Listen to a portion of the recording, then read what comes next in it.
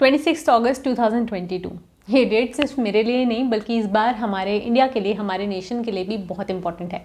मेरे लिए इसलिए because it happens to be my birth date, और नेशन के लिए इसलिए क्योंकि हमारे 49th chief justice of India इस दिन पे ऑफिस में आने वाले हैं, ऑफिस में अपनी पोजीशन को अज्यूम करने वाले हैं। Yes, I am talking about Justice Uday Umesh Lalit. वही जज हैं ये जो गवर्नमेंट लॉ कॉलेज के एल्यूमनाई रहे हैं, वहाँ से ही पढ़े हैं। ये वही जज हैं जिन्होंने अभी रिसेंटली बोला था कि अगर हमारे बच्चे 9:30 AM से भी पहले, यानी कि 7:30 AM को स्कूल जा सकते हैं, इनफैक्ट कुछ किड्स 6 बजे उठकर स्कूल जा सकते हैं, तो हम क्यों नहीं 9:30 बजे से अपने कोर्ट्स को स्टार्ट कर सकते। आपको पता होगा कि सुप्रीम कोर्ट में ये ट्रेडिशन नहीं रहा है कि 9:30 से कोर्ट चालू होते हों। इनके बारे में एक और बात बहुत फेमस है कि ही इज़ द जज with very beautiful hand writing, something that I can totally relate with, connect with. Second thing that he is known for is his note taking habit. In fact, he was working as a senior advocate in the Supreme Court of India जब उन्हें elevate किया गया directly from the bar. इनके father भी जज रहे हैं Bombay high court में। जब इन्हें एलिवेट किया गया तब बहुत सारे लोग जिन्होंने इनके साथ इंटर्नशिप्स की है, काम किया है, वो खुद बताते हैं कि जस्टिस ललित को एक आदत थी कि वो हमेशा, चाहे उन्हें ब्रीफ्स मिले या कुछ भी मिले, उस समय पे जब वो सीनियर एडवोकेट की तरह से काम करते थे तब वो अपनी हर एक फ़ाइल को बहुत अच्छे से गो थ्रू किया करते थे, रीड करा करते थे। क्रिमिनल लॉ में बहुत अच्छी पकड़ है इनकी। स्पेशल पब्लिक प्रोसिक्यूटर का रोल भी इन्होंने निभाया है बहुत टाइम, CBI से भी रिलेटेड रहे हैं। अभी चीफ जस्टिस ऑफ इंडिया बनने वाले हैं तो शायद हमें और भी ज़्यादा इनकी अच्छी अच्छी जजमेंट्स देखने को मिले।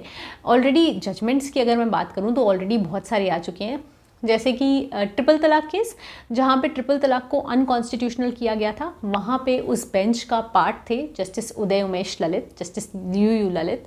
उसके बाद अगर जितना मैंने ऑब्जर्व किया है तो मुझे जस्टिस ललित में एक रिफॉर्मेटिव अप्रोच, चीज़ों को ठीक करने की, क्रिमिनल्स को रिफॉर्म करने की अप्रोच कहीं ना कहीं देखने को मिली है। वो उस थ्योरी को फॉलो करते हैं।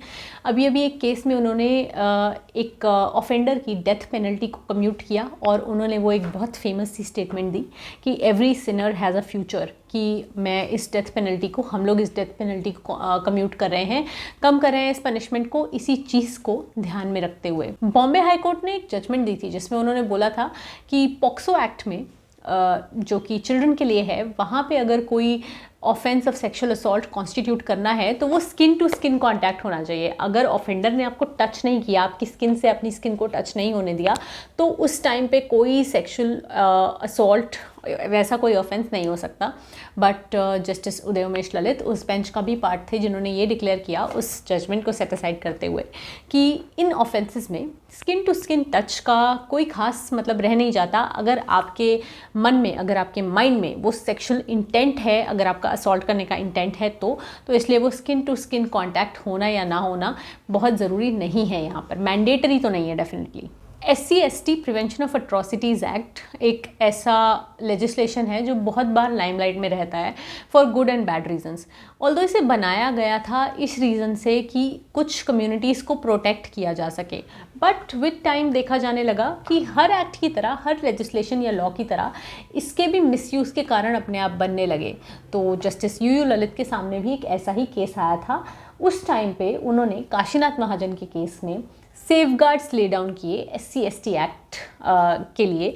उन्होंने सबसे बड़ा जो एक प्रोविज़न यहाँ पे एक तरह से इंट्रोड्यूस करा और बोला, वो ये कहा कि यहाँ पे भी आपको एंटीसिपेटरी बेल लेने का अधिकार है, आपके पास राइट है, अगर आप जस्टिफाई कर पाते हो कि आपको क्यों एंटीसिपेटरी बेल चाहिए, ऑफ कोर्स।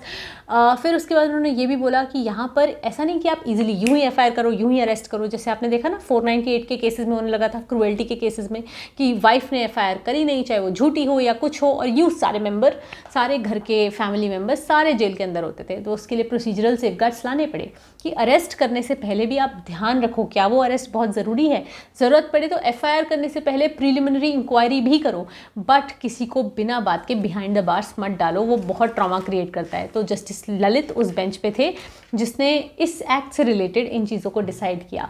तो क्योंकि ये हमारे नेक्स्ट चीफ जस्टिस बनने वाले हैं तो हमारे लिए ये सब जानना बहुत ज़रूरी है।